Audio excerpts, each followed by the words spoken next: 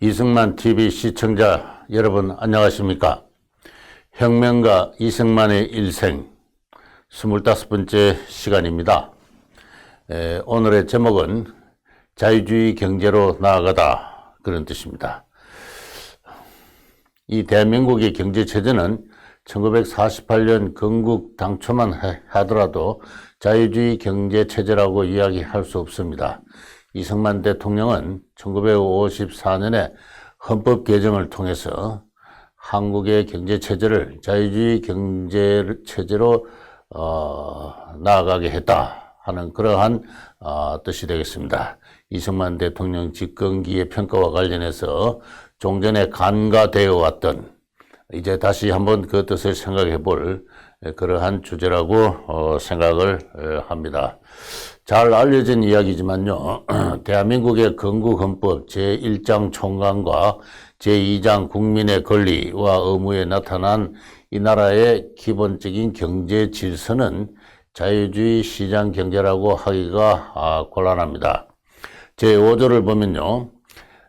총강인데 대한민국은 경제, 정치, 사회, 문화의 모든 영역에 있어서 각인의 자유, 평등과 창의를 존중하고 보장하며 공공복리의 향상을 위하여 이를 보호하고 조정하는 의무를 진다 그랬습니다. 이것은 특히 그 각인의 자유, 평등, 창의를 존중하고 보장한다 해서 이 한국의 정치, 경제 체제가 자유민주주의다, 자유시장 경제다. 큰 틀에서는 그렇게 이야기를 할 수가 있습니다.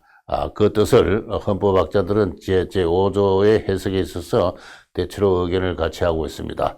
공공복리의 향상을 위하여 보호하고 조정하는 의무를 진다는 것은 이 헌법 자체가 하나의 국민들의 공공적인 약속이니까 그런 수준에서 이해가 되는, 다시 말해서 자유와 평등과 창의를 존중하고 보장한다는 뜻을 헌법적인 차원에서 한번 재확인해주는 그런 정도의 의미로 이해될 필요가 있다고 합니다. 그런데 국민의 권리와 의무를 규정한 제15조에 들어가게 되면은 벌써 이야기가 조금씩 달라집니다. 15조 1항은 재산권은 보장된다. 그 내용과 한계는 법률로서 정한다. 2항, 재산권의 행사는 공공복리에 적합하도록 하여야 한다. 이것은 그 헌법을 만든 사람들이 바이마르 헌법을, 독일의 바이마르 공화국의 헌법을 참고해서 그걸 그대로 옮겨온 것이고, 이 두 조항은 현행 헌법, 제9차 개정 헌법에서도 그대로 관철되고 있습니다. 15조 2항에 재산권의 행사는 공공복리에 적합하도록 하여야 한다고 해서 강한 제한 규정을 두고 있습니다. 이 공공복리란 말은 제5조에 나오는데요.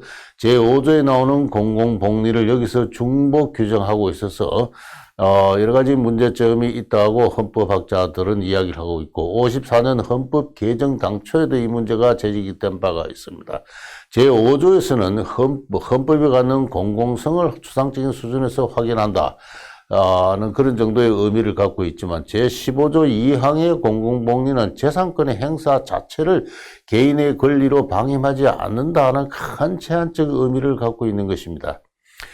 그 다음에 제18조는요, 건국헌법 제18조는 2항에서 영리를 목적으로 하는 사기업에 있어서는 근로자는 법률에 정하는 바에 의하여 이익의 분배에 균점할 권리가 있다, 이렇게 이야기했습니다. 이것은 이 건국헌법의 초안에도 없는 본회의의 그 헌법 심의 과정에서 긴급 동의를 통해서 제기되고, 동의되고 제청되고 해서 급하게 결정된 그와 같은 내용입니다. 우리가 공산주의와 맞서는 어떤 이러한 시국에 있어서 이 규정을 두어서 근로자들의 이익을 보호해야 된다 하는 그런 취지가 동의가 되었을 때 모두 제청이요, 이렇게 해서 긴급하게 헌법에 이 규정이 들어갔습니다. 사기업의 근로자가 기업의 이윤을 기업가와 동시에 균점한다, 골고루 나눌 권리가 있다는 것은 기업의 본질, 기업이란 것은 혁신과 이익을 추구하는 것이고, 이 기업가의 그와 같은 기업 동기에서 이루어지는 하나의 경제적 단체입니다. 근데 그 기업의 본질 자체를 부정하는 이와 같은 의미를 갖고 있다고 볼 수가 있습니다. 이 규정을 제기한 당시에 그 의원이나 그에 찬성한 다수의 국회의원들은 기업의 본질이 무엇인지에 대한, 기업의 역할이 무엇인지에 대한, 나아가서 자유시장 경제 체제가 무엇인지에 대한 것을 알지를 못했다. 그러나 그런 사람들에 의해서 공산주의자와의 체제투쟁이라는 경쟁이라는 관점에서 이것이 불시에 헌법에 들어갔는데, 이 헌법은, 이 규정은 이후 어떠한 시행령도 두지 못한 채 1962년 헌법 개정에서 자동 폐기되고 말았다. 이렇게 이야기할 수가 있습니다. 근데 건국 헌법 제6장이 경제장입니다. 헌법에 경제장을 주는 것은 사회주의 국가에서나 일반적으로 널리 확인될 수 있는 현상이고, 이 자유민주주의 국가에서 헌법에 경제장을 두는 예는 그렇게 많지 않습니다. 그 원료는 역시 바이마르 헌법, 바이마르 공화국의 헌법에 있는 것인데, 이 우리의 헌법의 제정자들이 바이마르 공화국을 상당히 요긴하게 참고했기 때문에 이와 같은 헌법에 경제장을 두었습니다. 이 헌법의 제84조 경제장의 첫 조항인 이 84조는 다음과 같이 이야기하고 있습니다. 대한민국의 경제 질서는 모든 국민에게 생활의 기본적 수요를 충족할 수 있게 하는 사회 정의의 실현과 균형 있는 국민 경제의 발전을 기본으로 삼는다. 각인의 경제상의 자유는 이 한계에서 보장된다. 각인의 경제상의 자유를, 각인의 경제의 자유를 앞서 보장한다 해놓고 여기서는 그와 다소 취지가 배치될 수 있는 해석이 가능케 한 강한 제한을 둡니다. 제한은 사회 정의의 실현과 균형 있는 국민 경제의 발전, 개인보다도 사회 정의, 균형 있는 국민 경제의 발전을 상위의 가치로 여기서 규정을 하고 있습니다. 이 조항은 이후 수정해서 오늘날 현행 헌법에 그 유명한 경제민주화 조항으로 이어지고 있습니다. 그리고 제85조에서는 광물 기타 중요 자원은 국유로 한다. 개발 이용의 특허는 법률이 정하는 바에 의한다. 특히 87조가 문제가 됩니다. 1항에 운수, 통신, 금융, 그다음에 보험, 전기, 수로, 수도, 이런 중요 산업과 공공성을 가진 기업은 국영 또는 공영으로 한다. 이 규정 그대로 하면 오늘날에 은행들 전부 국영이 돼야 됩니다. 오늘날 통신회사 전부 국유화가 돼야 되고, 오늘날 여러 가지 운수회사들, 심지어는 택배회사까지도 다 국영 내지 공영으로 해야 됩니다. 그러나 당시에서는 이와 같은 중요 산업과 공공성을 가진 기업은 국영 또는 공영으로 한다는 것이 하나의 시대적 상식이기도 했습니다. 대외무역은 국가의 통제하에 둔다. 그 다음에 제88조는 국방상 또는 국민생활상 긴절한 필요에 의하여 사형기업을 국유 또는 공유로 이전하거나 그 경영을 통제 관리할 수 있다. 이렇게 되었습니다. 사형기업을 필요에 따라서 국민생활상, 국방상 긴급한 필요에 의해서 국유 또는 공유로 이전하거나 그 경영을 통제 관리할 수 있다. 또 이렇게 할 때는 적절한 보상을 행해야 된다. 그런 규정이 따르긴 합니다만은, 그러나 사형기업의 어떤 그 재산권의 절대성을 보장하지 않습니다.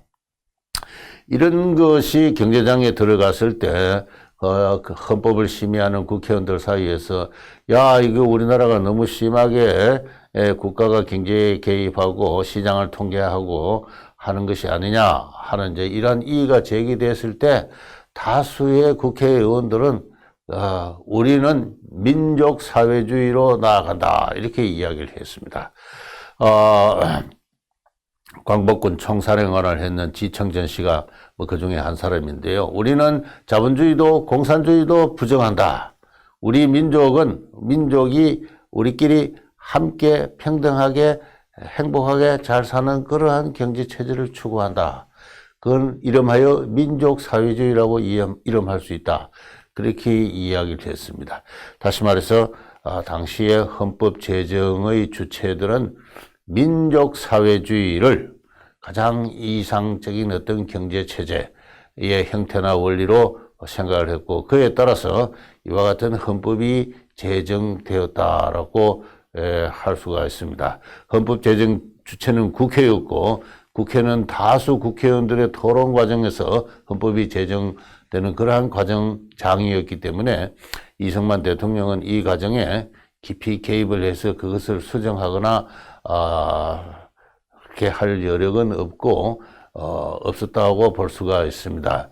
그런데 이와 같은 그 헌법은 이후 1958년에 제정되는 한국 민법에도 그대로 반영이 됩니다.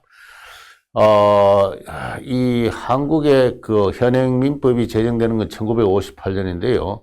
우리 한국 역사상 민법이 처음 시행되는 것은 1912년입니다. 조선 총독부는 일본에서 시행 중인 민법을 민법 조항의 대부분을 한국 조선에 적용을 하는 법령을 발표하는데요. 민사령이라 합니다. 1912년에 발표된 민사령에 의해서 일본의 민법이 한국에 시행되었는데 이것이 해방 이후에도 또는 정부 수립 이후에도 그대로 그 총독부가 발표한 일본 민법 체제하에 있었습니다. 대한민국이 자기의 민법을 만드는 것은 1958년입니다. 48년부터 58년까지는 일본 민법을 그대로 사용했다 해서 민법의 의용기라 그럽니다만은 이 민법의 의용기를 지나고 대한민국의 민법이 이제 58년에 만들어지는데 이 총독부가 시행했던 일본 민법과 신민법 58년의 신민법을 비교할 때 구민법 206조에서는요 소유권에 대해서 다음과 같은 정의를 합니다. 소유자는 법령의 제한 내에서 자유로 그 소유물의 사용 수익과 처분을 할 권리를 갖는다 그랬습니다. 그런데 58년의 새로운 민법은 소유자는 법률의 제한 범위 내에서 그 소유물을 사용, 수익, 처분할 권리가 있다. 이 민법의 그 제정에 참여하거나 그다음에 이러한 그 개정의 원리를 설명한 당시의 민법의 권위자로서 이항량이라는 분이 있습니다. 그분이 쓴 그 글을 읽어보면은 이 변화의 가장 중요한 관점은 자유로, 구민법에 있는 자유로라는 말을 뺀 것이다. 구민법은, 일본의 그 명치민법은 소유권을 천부의 권리로서 인정을 하고 법률이 규정한 한계 외에는 무제한하게 자유로 행사된다는 그와 같은 의미를 갖고 있다. 그래서 소유권은 기본적으로 천부 인권이기 때문에 국가가 이를 함부로 통제하고 관리할 수 없다. 그러나 소유권의 행사가 남에게 피해를 줘서는 안 되기 때문에 그러한 수준의 그 법령의 제한을 두었다면은, 그러니까 원칙은 관대하게, 그러나 예외는 엄격하게 해서 소유권의 천부 인권의 권리임을 보호하고 지지하는 것이 구민법의 취지라면은 신민법에서는 이 자유로라는 말을 빼고 소유자는 권리를 갖는다가 아니라 권리가 있다는 식으로 서술을 함으로써 소유권의 절대성을 인정하지 않는다. 소유권이라는 것은 천부의 권리가 아니다. 이렇게까지 이항량 씨는 이야기를 하고 있습니다. 당시 한국을 대표하는 민법학자가 그런 이야기를 했다는 사실 자체의 의미가 대단히 중요합니다. 소유권의 절대성을 인정하지 않는다. 소유권은 천부 인권이 아니다. 법률에 의해서 성립하고 인정되는 권리다. 일종의 법실정주의적인 관점에서. 근데 한국이 제정한 신민법의 제2조 2항을 보면요. 이거는 구민법에도 없는 조항인데 민법 초기에 민법 모두 부분에 통칙이라는 장을 두어가지고 이 통칙 제2조의 권리는 남용하지 못한다. 이렇게 딱 박아놓고 있습니다. 드디어 한국 민법의 특질이에요. 그래서 권리란 것은 법률에 의해서 성립하고 인정되는 것이지 천부의 인권이 아니다는 것입니다. 이것은 왜 이렇게 제정했느냐 이항량씨 설명해 보면은 세계 사조가 독점 자본주의의 폐해를 규정하는 방향으로 나아가기 때문에 우리도 그렇게 한다 그렇습니다. 당시 한국의 경제 체제는 독점 자본주의하고 아무 관계가 없었습니다. 인구의 절반 이상은 전통적인 소농 사회, 자연 경제에 여전히 파묻혀 있었고 도시부에서 성립한 자본주의 경제라고는 하나 그 수준이 매우 취약하고 했습니다. 그러한 경제 체제를 갖고 있는 그와 같은 나라의 지식인들이 머리만큼은 사지는 지극히 허약하고 허약한 상태를 못 벗어나 있는데 머리만큼은 너무나 큰 어떤 가분수적인 어떤 그와 같은 상태를 갖고 있다라고 저는 그렇게 생각합니다. 그들은 그들의 지적 전통에 있어서 소유권을 천부의 인권으로 승인하는 그와 같은 교육을 받거나 사회적인 실천을 하거나 투쟁을 한 경험이 없는 사람들이고, 매우 안이하게도 세계의 사조에 휩쓸리는 가운데 혼합자본주의, 혼합경제체제, 사회민주주의, 수정주의, 이와 같은 어떤 경제체제에 상응하는 법 문화와 권리, 법 원리를 받아들였던 것입니다. 그렇게 해서 이 한국의 민법학이 성립했는데 그 전통은 지금까지도 쭉 이어진다. 다시 말해서 한국은 결코 영미형의 또는 일본형의 소유권이 절대적으로 존중되는, 따라서 개인의 어떤 그 근본적인 자유라든가 재산권이 국가의 원리로 존중되는 사회가 아닙니다. 반면에 집단주의나 전체주의나 국가주의적 성향이 강한 어떤 그런 나라라고 볼 수가 있죠. 그러한 상태의 대한민국이 지난 70년간 이 개인의 권리와 어떤 재산권을 보호하는 그 문화를 육성해 오지 못했습니다. 그래서 오늘날 여러 가지 많은 병폐가 그로부터 파생하고 있다 하고 저는 그렇게 생각을 합니다. 어쨌든 오늘날도 그러할진데 70년 전에 대한민국 성립 초창기는 더 말할 것도 없었다고 볼 수가 있습니다. 다시 말해서 결론적으로 이야기를 하게 되면은 대한민국은 성립 당초에 민족사회주의 또는 혼합경제체제를 이상적인 경제체제로 규정하는 그와 같은 법체제와 여러 가지 어떤 법률을 만들어냈다 하는 그와 같은 이야기입니다. 그런데 이와 같은 혼합경제체제, 민족사회주의는 현실적으로 그대로 실행될 수 없는 많은 모순을 안고 있었습니다. 보여주는 그래프는요, 이 남한만의 광공업 생산의 실질 생산액의 추이를 나타내고 있습니다. 1937년부터 1960년 사이에 최근에 경제사학자들이 애써 노력해서 추계해낸 값진 연구 성과에 속합니다만은 1937년부터 1941년까지는 남한의 광공업 생산의 실질 생산액이 쭉 증대하고 있습니다. 1955년 가격으로 300억 원에서 400억 원으로 성장하고 있다가 전쟁이 깊어진 42년 이후부터 감소해서 해방 이후 해방을 전후한 2년간은 통계가 없어서 추정할 수가 없는데 46년 이 단계는 41년 정점기에 비해서 4분의 1 수준으로 남한의 관광업이 추락해 있는 것을 볼 수가 있습니다. 그러다가 47년, 8년, 9년까지 성장했다가 6.25 전쟁이 6.25 사변이 발생함으로써 다시 감소를 했고, 그리고 전쟁 이후 52년도가 되어서부터 비로소 복구를 시작을 해서 41년 상태를 회복하는 것이 55년도이다 하는 것을 보이게 됩니다. 이 46년 상태 때는 48년, 9년 상태는 1910년 상태와 거의 동일합니다. 오히려 1910년 상태보다도 더 낮기도 했습니다. 46년은. 그렇게 경제가 극단적인 낮은 수준으로 해체가 되었습니다. 이 일본 제국주의의 해체, 남북의 분단이라는 것이, 경제라는 것은 하나의 커다란 순환구조 아닙니까? 이 순환구조가 깨어짐으로써 남한의 경제는 그야말로 더없는 혼란 속에서 어떤 빈곤의 지경으로 빠지고 말았다라고 이야기할 수가 있는데요.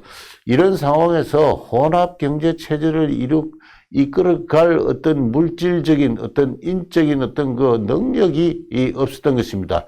이 보여드리는 것은요, 정부 수립, 건국, 다음 해인 1949년에 대한민국 정부 세입의 세입 예산을 보여드리고 있는데요. 구체적인 액수를 말씀드리지 않고 이 제일 마지막의 칼럼만 봐주시기 바랍니다. 49년도 대한민국 정부 세입의 세입 총계를 100이라고 했을 때, 크게 말해서 경상부와 임시부로 세입 총계가 나뉘는데 경상부의 비중은 43.7%였습니다. 43.7%였고 임시부가 56.3%였습니다. 그런데 경상 수입의 43.7%에서 가장 큰 것이 조세 수입인데 조세 수입의 예산 비중은 19.1%밖에 되지 않습니다. 한 나라가 정상적으로 토지나 기타 기업으로부터 발생하는 수익에 대해서 조세를 부과를 했을 때 그것이 재정의 중심이 돼야 되는데, 예산이 중심이 돼야 되는데 49년 당시 대한민국은 19.1%에 불과했습니다. 그 대신에 경상부에서 가장 비중을 차지하는 것이 관업, 관료재산 수입이고, 이 내용을 보면 특별회계 전입금이라 하는데 이것은 일본이 남기고 간 귀속재산을 처분하면서 발생하는 수입입니다. 그것이 경상조세 수입보다도 더 큰 20.2%였다고 볼 수가 있습니다. 그 다음에 임시부로 내려오면요. 임시부가 56%인데 임시부에서 가장 큰 비중을 차지하는 것이 차입금입니다. 차입이라는 것은 중앙은행, 한국은행으로부터 차입이고, 이는 통화정발입니다. 돈을 찍어내어서 인플레를 유발하면서 정부 재정이 충당될 수밖에 없는 그런 상황이었습니다. 다시 말해서 정상적인 조세 수입은 전체의 국가 재정의, 정부 재정의 20%밖에 불과했고, 나머지는 귀속 재산을 팔거나 또는 한국은행으로부터의 그 차입, 통화정발을 통해서 정부가 이루어지는 이런 상황이었습니다. 이런 상황에서 일본이 남기고 간 방대한 귀속재산, 그 사업체가 한 2천여 개가 있었는데요. 그 2천여 개가 전부 적자 상태에 있었습니다. 그 일본이 남기고 일본 기술자나 경영자들이 떠나고 그 뒤를 메꿀 어떤 그 한국의 어떤 경영 능력이 부족한 가운데 일본이 남기고 사업체 전체는 일본, 조선, 대만 또는 중국을 통합한 넓은 시장을 대상으로 해서 건설된 것입니다. 그 시장 자체가 해체됐기 때문에 그 기속 사업체 전체가 가동률이 뭐 50% 미만인 가운데 적자 상태에 있었습니다. 그 방대한 규모의 적자 상태에 빠진 기업을 정부 재정으로 이끌어갈 능력이 전혀 없었을 뿐만 아니라 무엇보다도 그 기속 사업체를 정상화시킬 시장도 존재하지 않았고 그것을 경영할 어떤 그 유수한 경영 능력도 존재하지 않는 그와 같은 상황이었습니다. 그와 같은 상황에서 그 기속 사업체를 전제로 해서 중요 산업과 공공성의 기업을 국영 내지 공영으로 한다는 헌법 제정이 성립했습니다만은 그 현실적으로 전혀 실현성이 없었습니다. 그런 가운데 미국의 원조 당국과 기업가 의회가 비로소 한국의 헌법의 문제점을 주목하기 시작합니다. 1949년에 미국 정부는 당시 유럽의 20여 국가에 제공하고 있던 마샬 플랜에 기초한 원조를 한국에다가도 주기 시작합니다. 그 전까지는 점령지에 대한 임시적인 구호 원조가 주어졌습니다만 49년부터는 경제 부흥과 발전을 위한 어떤 그러한 목적을 갖고 있는 원조가 한국에 주어지는데 원조를 주는 미국의 입장에서 볼 때는 그때부터 한국 경제에 관심을 갖고 한국 경제에 간섭을 하기 시작을 합니다. 그러면서 한국과 미국 간의 어떤 원조에 관한 경제 협정이 성립을 하고 1년에 1억 달러, 2억 달러, 많게는 3억 달러 가까이 원조를 50년대 내에 주기 시작합니다만은 그때 미국의 원조 당국이나 기업가나 의회는 비로소 한국의 헌법에 대해서 주목을 합니다. 1953년 8월 달에 이 보여드리는 화면인데요. 한미재단, 당시 유명한 벤프리트 장군이나 그다음에 딘 러스크 국무장관 등도 포함되어 있는 이 한미재단의 사절단이 한국을 방문해서 이야기를 합니다. 한국은 사회주의적 경제 원리를 갖고 있다. 헌법 85, 87, 88조가 개정되지 않는 한 외국인의 민간 투자를 기대할 수 없을 것이다. 이렇게 한국 정부에다가 압박을 넣습니다. 사기업을 공기업으로 전환할 수 있다. 중요 산업은 기업은 공유 내지 국영으로 한다. 이렇게 해줄 때 어느 미국인들이 한국 경제에 원조를 주고 또 투자를 하겠는가? 그래서 이승만 대통령의 답변이 한국 정부는 사회주의에 반대하며 국공유 기업의 사유화를 촉진하기 위한 모든 노력을 경주하고 있고 곧 헌법 조항을 개정할 것이다 해서 헌법 개정을 약속을 합니다. 1954년 3월 달에 미국 하원 셰퍼가 한국의 원조와 관련된 어떤 그 미국 하원 의원의 심의 과정에서 한 이야기입니다. 한국 정부가 재산의 국가 소유 원칙을 전환해서 사유권과 자유기업의 원리를 채택하지 않는다면 아직 지출되지 않는 원조 자금은 사용되지 않을 것이고 새로운 충당도 없을 것이다. 이렇게 이야기를 했을 때 이승만 대통령이 답변을 하기를 한국은 원칙적인 면에서 자유기업 제도의 기초를 가지고 있으며 우리는 사기업이 자신의 완전한 책임을 감당할 수 있는 시기를 앞당기기 위해서 부지런히 일하고 있다. 이렇게 이야기를 합니다. 바로 이와 같이 스스로 이 방대한 국영과 공영의 기업, 현실적으로 존재하고 있는 기속사업체에서 발생하는 그 부분을 이끌어갈 수 없는 어떤 능력의 결여, 그 다음에 정부 재정의 절대적 적자, 그 다음에 기업가 내지 경영, 기술의 부족, 이제 이런 현실에 의해서 혼합경제 체제, 민족사주의 체제를 겉으로 현실적으로 이끌어갈 수 없는 엄연한 제약 하에서 경제의 부흥과 발전을 위해서 가장 긴요한 미국의 원조, 그 원조를 주는 미국의 기업가나 원조 당국이나 의회가 한국 정부에 대해서 헌법을 개정하라고 압력을 넣기 시작을 했습니다. 그에 따라서 헌법 개정이 이루어질 수밖에 없었다라고 볼 수 있습니다. 미국 정부가 이렇게 원조 당국에 의해서 압력이 들어오자 또 한국 정부 스스로 자기 필요에 의해서 기속재산 처리법에서 규정한 또는 헌법이 규정한 여러 가지 국영 부분과 공영 부분의 기업체들을 그 국영 내지 공영을 해제하기 시작합니다. 1954년 4월 달에 귀속 국영기업체 54개를 국영을 해제를 하고요. 그 다음에 특수법에 의해서 설립된 국영기업체 중 한국은행, 한국산업은행, 조폐공사를 제외하고는 그 대부분을 민영화하거나 그 다음에는 정부 대행기관 대행 지정을 취소를 합니다. 그리고 나서 이제 헌법 개정을 본격적으로 착수를 하죠. 1954년 1월 달에 정부는 국무회의 의결을 통해서 이 헌법의 경제장을 수정을 하는 그와 같은 그 헌법 개정안, 제2차 헌법 개정안을 국회에 제출을 합니다. 1월부터 2월에 걸쳐서 이 새로운 헌법 개정안을 두고 찬성과 의견, 반대 의견이 국회에서 활발하게 펼쳐졌습니다. 정부에서 당시 백두진 총리라든가 법제처장이라든가 그다음에 자유당의 의원들 그리고 심지어는 그 당시 야당 민국당 의원들까지도 찬성을 했습니다. 찬성을 한 기본 이유는 사회주의적 통제경제를 폐지하고 자유경제체제로 나아가야 된다. 또는 자유기업주의로 나아가야 된다. 헌법 제85조를 그대로 두고서는 외국인의 자본과 기술 투자를 유치할 수 없다. 기술 투자를 저해야 한다. 그 다음에는 당시 각종 시중의 언론을 보면은 헌법 제6장 경제장이 왜 필요하냐? 헌법이란 것은 국민의 권리를 규정을 하고 어떠한 정부 형태를 만들 것인지에 대한 큰 정치적 약속인데 경제장이라는 것은 시세에 따라서 수시로 변하는 거다. 이 경제장을 두는 나라가 많지도 않다.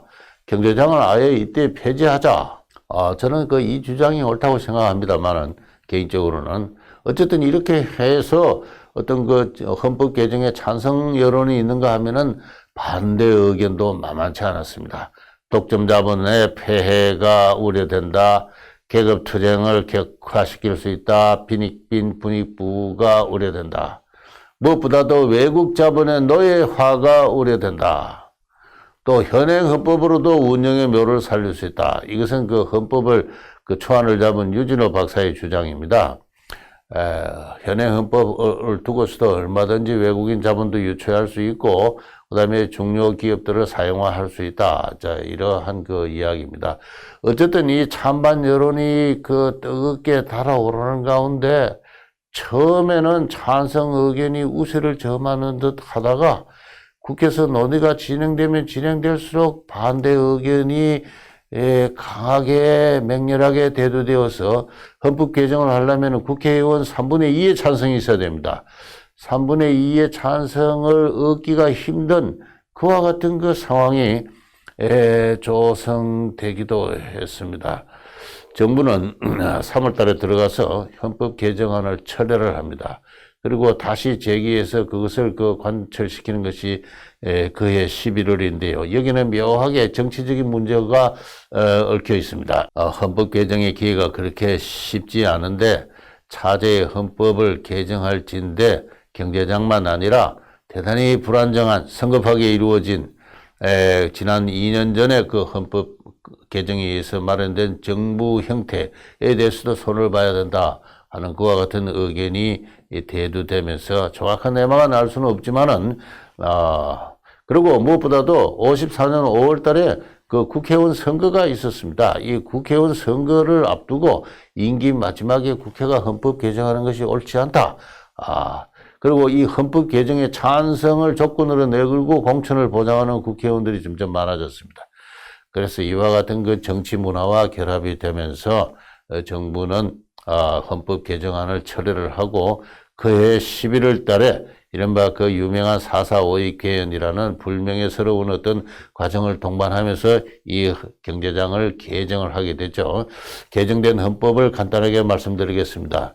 제85조 광물 기타 중요한 지하자원, 수산자원, 수력자원과 경제상 이용할 수 있는 자연력은 국유로 한다. 공공필요에 의하여 일정 기간 그 개발 또는 이용을 특허하거나 특허함을 취소하면 법률에 의하는 바에 의해 행한다. 근데 여기서 개정된 것이 오른쪽인데요.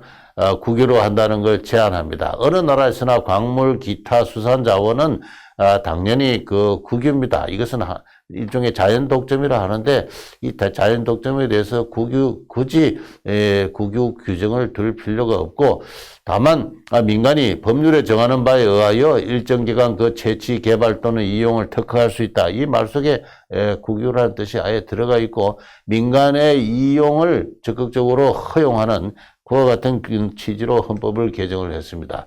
그 다음에 제87조가 중요한데요. 중요한 운수, 통신, 금융, 보험, 전기, 수리, 수도, 가스, 기타 공공기업을 국영 또는 공영으로 한다. 이걸 폐지를 합니다. 1항을 폐지하니까 2항도 자동 폐지가 되고요. 대무역은 국가의 통제하에 둔다. 이것만 살아남아서 개정헌법에서 87조를 이루게 되었습니다. 그 다음에 88조 역시 중요한데요. 국방상 또는 국민생활상 필요에 의해서 사형기업을 국유 또는 공유로 이전하거나 그 경영을 통제 관리할 수 있다 한 것을 국방상 또는 국민생활상 긴전한 필요에 의해서 법률로서 특히 규정한 경우를 제외하고는 사형기업을 국유 또는 공영으로 이전하거나 그 경영을 통제 관리할 수 없다 그러겠습니다. 그리고 완전히 취지를 바꾼 것이다. 사형기업을 국유 또는 공유로 이전하거나 경영을 통제 관리할 수 없다로 이렇게 물론 아주 특별한 경우에는 그런 것이 있다고 예외 규정을 뒀습니다만 기본 취지는 자유기업주의를 보장하는 그러한 방향으로 헌법이 개정이 되었습니다. 이 헌법 개정을 통해서 건국헌법이 지향했던 민족사회주의 또는 혼합경제체제는 크게 수정이 되었다 하는 것입니다. 그리고 이와 같은 수정을 바탕으로 해서 54년 그리고 55년부터 본격적으로 미국의 원조를 중심으로 한 원조경제체제가 전개가 되고 이후 한국 경제가 본격적인 부흥과 발전을 하기 시작했습니다. 1950년대 후반은요, 언젠가 다음 시간에 말씀드릴 수 있겠습니다만 기업 설립의 붐이 일었다고 볼 수가 있습니다. 제조업 공장의 수가 53년 전쟁 말기만 하더라도 전국에 2,400개에 불과했습니다. 그것이 55년도에 8,600개, 58년에 12,000개, 1960년에 15,000개로 1953년부터 60년은 그야말로 기업 설립의 붐을 이룬 시기였고, 그리고 아주 만족스럽지는 않지만은 그래도 여러 신생 후진국에서 보이는 그러한 경제 발전의 평균적 수준은 한국 경제가 달성해서 연평균 한 4 내지 4.5% 정도의 경제 성장을 하게 됩니다. 특히 농업이 침체했기 때문에 제조업 성장률은 그보다 더 빠릅니다. 1950년대 후반에 한국 경제의 부흥, 전쟁 피해 복구, 나아가서 어떤 기초적 어떤 공업의 건설, 그러한 것이 민간 기업을 중심으로 해서 활발하게 이루어졌을 때 그 경제 체제의 정비는 1954년 11월 달에 있었던 헌법 개정을 통한 자유시장 경제 체제로의 진전을 토대로 한 것이었다라고 이야기를 할 수 있습니다. 이 50년대 후반에 이룬 그 기업가 중심의 경제적 성취가 전제가 되어서 1960년대에 한국의 고도 성장이 가능하게 되었다라고 이야기를 할 수 있습니다. 오늘은 이승만 대통령 집권기에 있었던 제2차 헌법 개정이 갖는 경제적 의의를 중심으로 해서 살펴보았습니다. 이 모든 전개 과정에 있어서 이승만 대통령의 두드러진 역할은 관찰되지 않는다고도 할 수가 있겠습니다만은, 그러나 초창기의 헌법 개정이 갖고 있던 그러한 민족사회주의적 내지는 혼합경제체제를 불식을 하고 세계 자유시장 경제체제에 한국 경제를 참여시키는데 중요한 역할을 한 헌법 개정에 있어서 이승만 대통령의 의지는 특별한 것이었다라고 이야기를 할 수가 있습니다. 그 점에서 역시 개인의 자유를 바탕으로 한 자유시장 경제체제를 지향한 이승만 대통령의 기본적인 어떤 정치 철학, 경제 이념을 확인해 볼 수 있지 않을까 생각합니다.